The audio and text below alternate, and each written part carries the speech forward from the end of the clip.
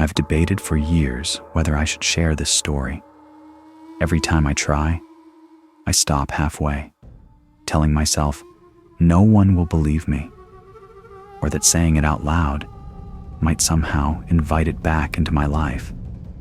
But recently, I found myself walking past that part of town again, and just the sight of the overgrown lot was enough to freeze me in place.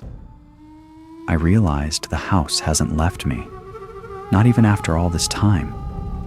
So here it is. Take it however you want. Call it a ghost story. Call it a hallucination. Call it the rambling of someone still shaken decades later. But I promise you, I lived it. And if you ever find yourself near my hometown, I'd suggest you don't go looking for the house behind the garden.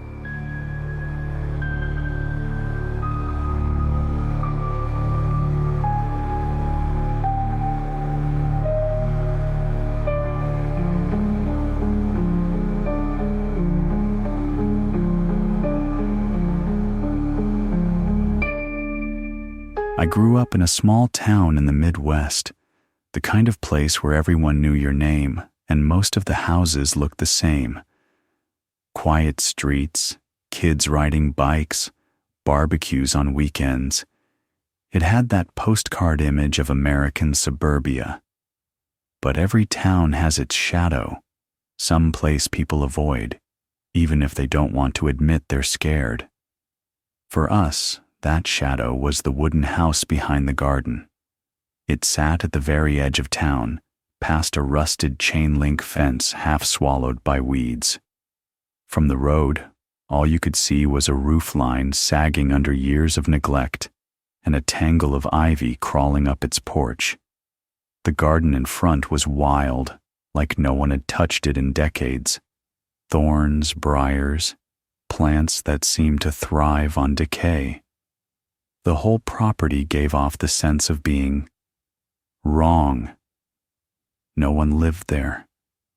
At least, no one alive. The story we all grew up hearing was that a woman and her young son had lived there, maybe 40 years earlier. Some said she was a widow. Others whispered her husband had abandoned her. No one really knew. What everyone agreed on was that one day, she and the boy simply vanished. There were no moving trucks, no goodbye visits to neighbors, no letters. One day, the house looked lived in, the next, empty.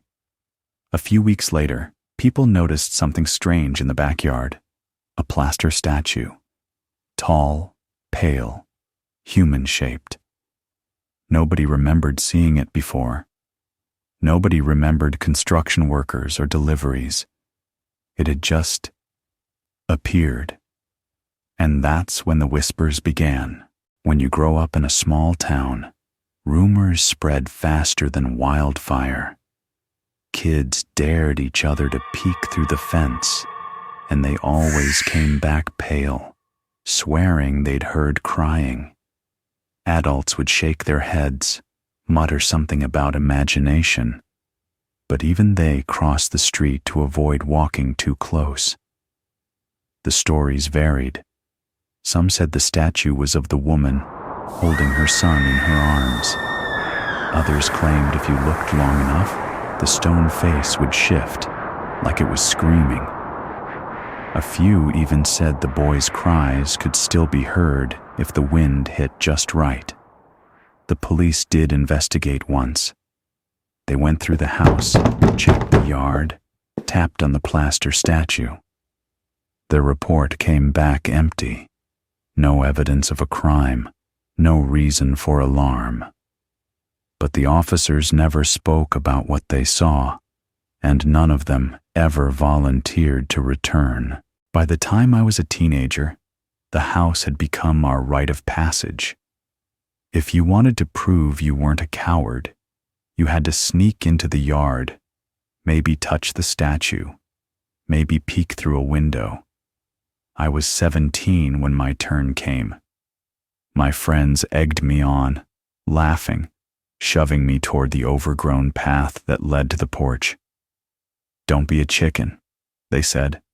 "Just go knock on the door." I remember my heart pounding so hard, I thought it would burst. The air grew colder as I stepped past the fence, like the whole property was trapped in its own season. The weeds tugged at my ankles, the porch creaked under my weight. I knocked. Nothing. But then, faintly, from somewhere deep in the house, I thought I heard footsteps. I bolted back to my friends, who were already laughing, already swearing they saw the curtains move. We pretended it was funny, but that night I couldn't sleep. The sound of those footsteps echo. Most kids outgrow those dares, but I didn't. Something about the house stuck with me. I started reading old newspaper clippings, asking around, trying to piece together the truth. But the trail was thin. No missing persons report ever filed for the woman or her son. No property deeds that made sense. It was as if the family had been erased from history. That statue haunted me most. People said sometimes it looked different, that if you passed by at night, you'd swear its arms had shifted or the eyes followed you. I had to know. I went back in the middle of the day, telling myself it was safer. Sunlight couldn't hurt me, right? The front door was locked, but a window had rotted enough to pry open. Inside, the house smelled of dust and something sweeter, almost like spoiled flowers. The wallpaper peeled in long strips, the floor sagged, and cobwebs draped the corners like funeral veils. Every sound echoed too long. My footsteps, the groan of wood, even my breathing. The living room was empty, except for a single rocking chair. It moved slightly, like it had just been pushed. I told myself it was the draft. Upstairs, I found a small bedroom. Faded wallpaper with cartoon animals, a broken toy car under the bed. That's when the air shifted. Colder, heavier, and faintly. God help me. I heard it. A child's laugh. I ran out of there before I could think.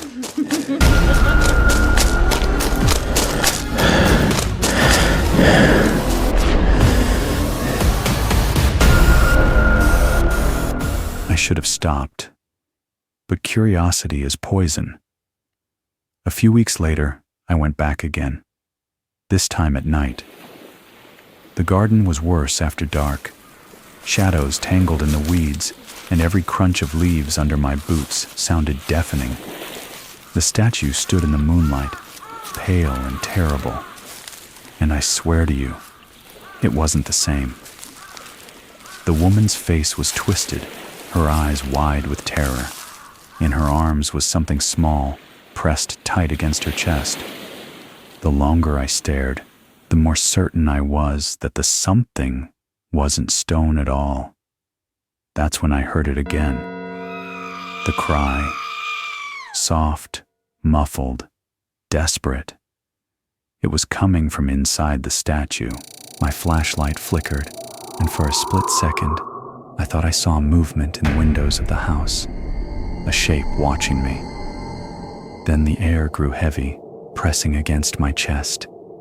The weeds shifted as though something unseen brushed past me. And the statue. God, I'll never forget it. The statue's arms moved. Just a little, but enough. I ran. I didn't look back.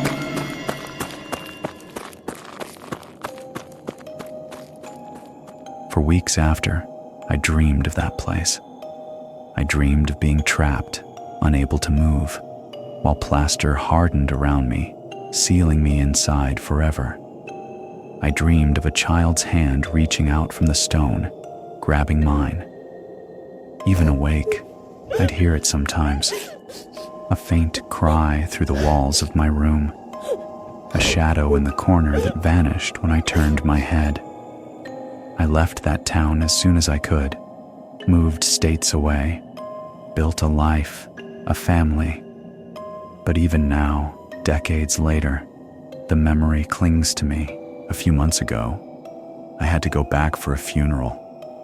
Driving past that old road, I told myself I wouldn't look.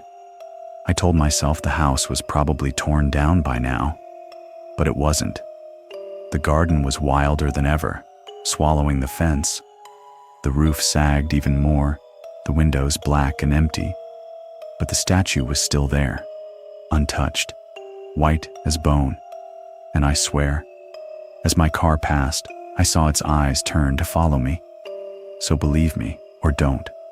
Say it's just a story.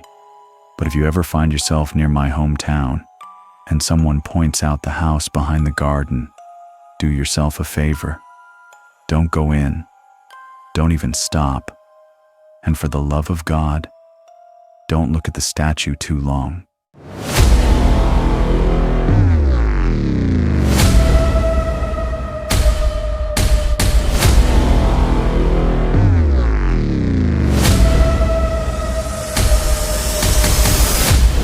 Thank you for listening to my story.